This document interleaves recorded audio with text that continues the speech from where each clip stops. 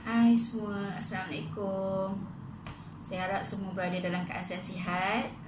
Sepanjang PKP ni kita dah menjalankan kelas online. Jadi sekarang ni kita belajar berkenaan dengan bagaimana kita ingin mengambil elemen-elemen rekaan di dalam inspirasi. Okey, semua sedia maklum kita ada 6 elemen rekaan, iaitu kita ada garisan, kita ada ruang, kita ada juga warna, kita ada texture ataupun surface, kita ada bentuk dan juga rupa. Jadi semua elemen ataupun perkara-perkara ni perlu dikeluarkan di dalam inspirasi rekaan. Okey, semua kita dah tetapkan setiap pelajar telah memilih kita punya konsep ataupun tema kita ialah fenomena alam ataupun bencana alam. Jadi saya pun dah semak awak punya tugasan di dalam Google Form. Jadi ada yang memenuhi kriteria dan ada juga yang masih perlu perbaiki lah. Jadi hari ni saya nak tunjukkan macam mana kita nak mengambil ataupun mengeluarkan elemen-elemen rekaan daripada awak punya inspirasi. Okey, saya telah memilih beberapa inspirasi untuk saya jadikan contoh lah, supaya awak lebih memahami. Sebab kalau saya ambil contoh salah seorang kawan, nanti kata memudahkan kawan tersebut. Jadi saya ambil elemen yang berbeza lah, iaitu saya ambil letusan nuklear. Letusan nuklear. Jadi kita beberapa bentuk ataupun letusan nuklear saya keluarkan untuk saya ambil sebagai inspirasi untuk kita jadikan bahan ataupun kandungan di dalam kita punya mood board. Okey, kita perlu ada juga frame gambar, frame macam ni, kotak macam ni. Okey, kotak macam ni ada dua saiz lah. Saya buat dua saiz bergantung pada awak punya saiz mood board nantilah. Okey, kita juga kena ada design shape ataupun krokis lah. Okey, krokis. Lepas tu saya juga menggunakan kertas minyak. Jadi kalau mana yang tak ada kertas minyak tu, ambil kertas A4, boleh sapu minyak masak yang dekat dapur tu lah. Tapi jangan yang dah ada goreng ikan tu, nanti dia warna kuning pula. Ini pun saya buat sendiri ni, kertas minyak ni, sebab saya dalam keadaan PKP ni agak sukar lah untuk saya keluar membeli barang. Okey, dan juga seperti biasa pensel dan juga alat melukis lah. Okey, kita teruskan ya. Okey, macam mana kita nak ambil elemen ataupun bentuk di dalam inspirasi kita. Ni contoh gambar yang inspirasi yang saya dah pilih, ataupun yang mana-mana lah, ikut awak punya ni lah, kesesuaian lah. Okey, saya ambil contoh, saya ambil ini dululah. Okey, first kali kita ambil kita punya ni frame ni kita boleh letak dekat mana yang shape ataupun tempat yang awak nak dijadikan elemen rekaan yang awak nak ambil. Okey, contoh kita nak ambil bentuk ni ataupun texture ni ataupun form ni, surface ni, shape ni. Okey, awak boleh, kita sama ada kita kotakkan.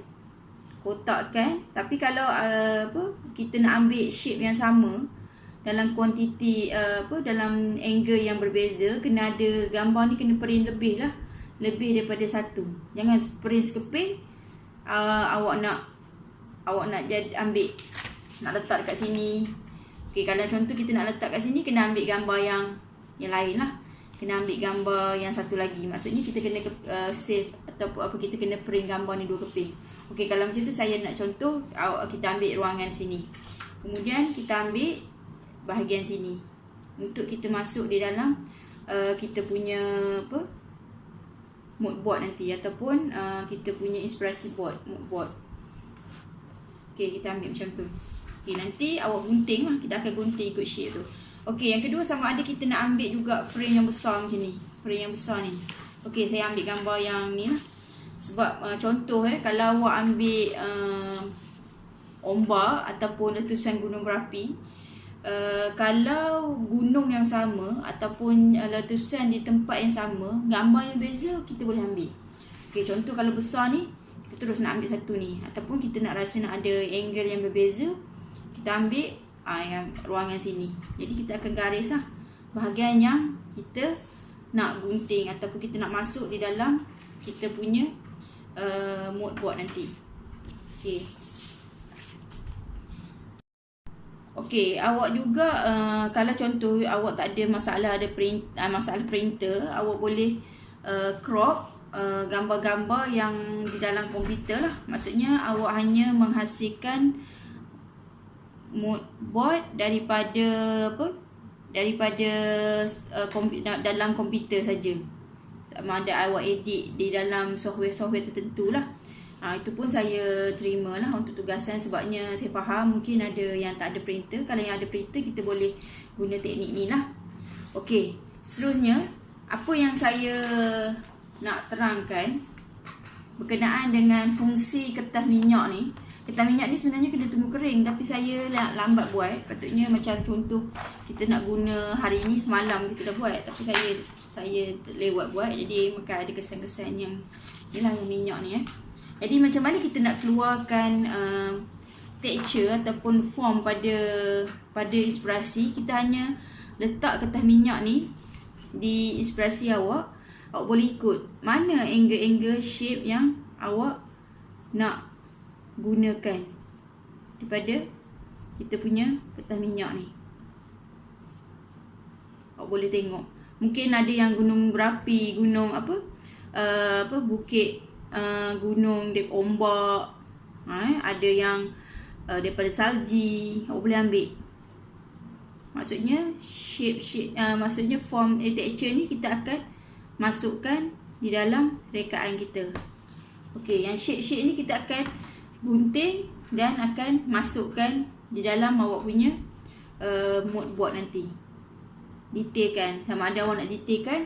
Sebabnya kita tak naklah hanya menggunting gambar yang sedia ada je. Maksudnya kita nak ada kreativiti awak, kreativiti masing-masing. Okey. Okey. Seterusnya saya nak tunjuk macam mana kita nak ambil bentuk inspirasi ni, macam mana kita nak masukkan di dalam kita punya croquis ataupun shape ni. Ini adalah kita hanya mengeluarkan bentuk ataupun garis luaran pada inspirasi. Okey, contoh saya gunting bentuk bulat ni. Okey, bentuk bulat ni yang seperti cendawan ni. Jangan fikir nak makan pula. Okey. Okey, kita ambil yang bentuk ni. Bentuk cendawan ni. Okey. Kita nak tengok dekat mana kita nak matching. Okey, untuk croquis ni awak boleh buat pelbagai saiz. Pandangan sisi, belakang, tepi, hadapan, terpulang, bergantung pada awak punya kreativiti. Ini saya tunjuk sebagai contoh. Mungkin awak nak guna shape yang penuh macam ni pun boleh. Shape yang penuh macam ni pun boleh. Shape yang macam ni pun boleh. Dia bergantung pada awak punya croquis awak. Okey, bila kita dah gunting gambar ni, okey, kita akan letak croquis kita. Lepas tu kita akan ambil shape ni. Awak boleh letaklah kat mana awak dah letak. Sama ada kat sini, ataupun macam ni, ataupun macam ni. Terpulang dekat awak. Ikut kreativiti awak. Okey, contoh kita nak buat yang ni. Okey, tapi awak jangan lukis terus atas ni. Kita akan gunakan kertas minyak sebagai kita punya kita nak tengok dekat mana shape yang kita nak gunakan. Okey, jadi kita boleh lukis macam mana lebih kurang baju yang awak nak lah.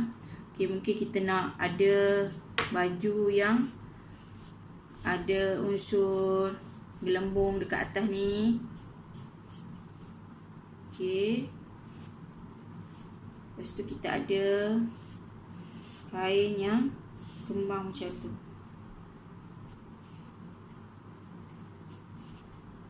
Okay, ini bergantung pada awak punya kreativiti lah.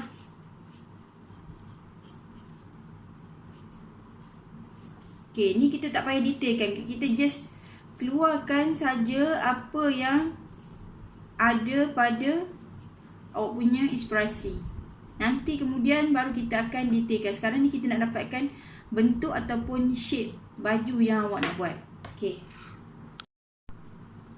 Okay. Bila kita dah lukis shape apa yang kita ambil tadi, shape inspirasi yang kita ambil tadi, okay, kita boleh keluarkan daripada kertas minyak tu. Jadi kita boleh tengok ni bentuk yang mungkin kita nak guna untuk rekaan pertama. Sebabnya biasanya olahan inspirasi ni kita akan buat banyak. Lepas tu baru kita akan buat gabung mix and match. Okey, kita boleh ambil lagi. Boleh ambil lagi figure yang ni mungkin kita nak buat ke mana pula, pusing macam tu pula. Kan? Okey, pusing macam tu. Kita ambil lagi kertas minyak. Kita akan letak. Okey, kita akan macam biasalah kita akan lukis krokis yang kita dah ni.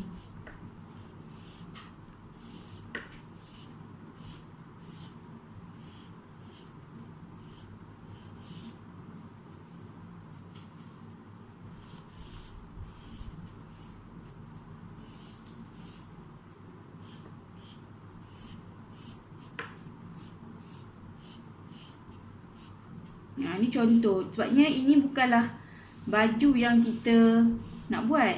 Ni adalah kita masukkan saja elemen-elemen ataupun shape, bentuk-bentuk ataupun texture yang ada pada inspirasi awak.